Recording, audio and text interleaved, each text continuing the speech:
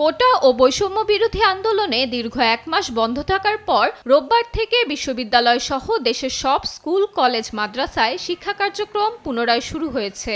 শিক্ষার্থীদের প্রাণচাঞ্চল্যে জেগে উঠেছে শিক্ষা প্রতিষ্ঠানগুলো। রোববার সকাল থেকে জয়পুরহাট জেলার প্রায় ৭০০ শিক্ষা প্রতিষ্ঠানে পাঠদান চলছে। শিক্ষার্থীরা জানান, বিদ্যালয় খোলার খবরে উচ্ছ্বাস নিয়ে বিদ্যালয়ে এসেছেন তারা।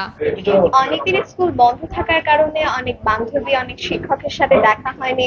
অনেকদিন পড়াশোনা বন্ধ ছিল, বাসায় বসে থেকে থেকে অনেক বোর হয়ে গিয়েছিলাম। তো স্কুলে এসে পড়াশোনা করে বেশ ভালো লাগে। আমরা চাই যেন এভাবে চলতে থাকে স্কুল, আর যেন আমাদের পড়াশোনার কোনো ব্যাঘাত না ঘটে।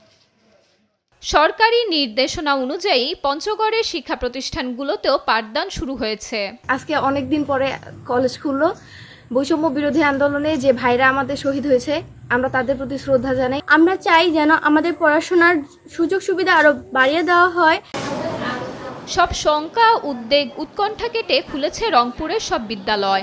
শিক্ষার্থীদের উপস্থিতিতে মুখর বিদ্যাপীঠগুলো। শিক্ষক, অভিভাবকরা জানান, নতুন সকালে নতুন প্রত্যাশায় তাদের উদ্বেগ কেটেছে।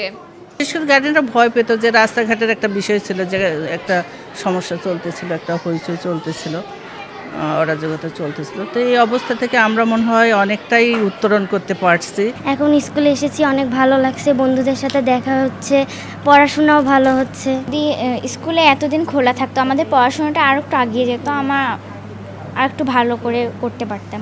বাসায় থাকতে সবসময় ভালো লাগতো না, চারপাশে ঘরের মধ্যে বন্দি। এদিকে দীর্ঘ এক মাস পর জাহাঙ্গীরনগর বিশ্ববিদ্যালয়ের শিক্ষা কার্যক্রম শুরু হয়েছে। যদিও বেশিরভাগ বিভাগে শিক্ষার্থীরা এখনো ক্লাসে ফিরেনি। এর আগে জরুরি সিন্ডিকেটের সিদ্ধান্ত অনুযায়ী বিশ্ববিদ্যালয়ের সব আবাসিক হল খুলে দেওয়া হলেও বন্ধ ছিল শিক্ষা কার্যক্রম। দীর্ঘদিন পর ক্লাসে ফিরে উচ্ছ্বসিত বরিশালের সাধারণ শিক্ষার্থীরা। সকাল থেকে নগরীর সরকারি মহিলা college, BM college, Hatem Ali college, Sherebangla medical college এবং বরিশাল বিশ্ববিদ্যালয়ের শিক্ষার্থীদের উপস্থিতি ছিল চোখে পড়ার মতো। সরকার এখন খুলে দিয়েছে, আমাদের খুব ভালো লাগতেছে। বৈষম্য বিরোধী আন্দোলনে শিক্ষা প্রতিষ্ঠানগুলো ছিল উত্তপ্ত। অন্তর্বর্তীকালীন সরকার গঠন হওয়ার পর থেকে সব শিক্ষা প্রতিষ্ঠানগুলোর পরিবেশ স্বাভাবিক হচ্ছে। ফারিহা ইসলাম, নিউজ ডেস্ক, দেশ টিভি।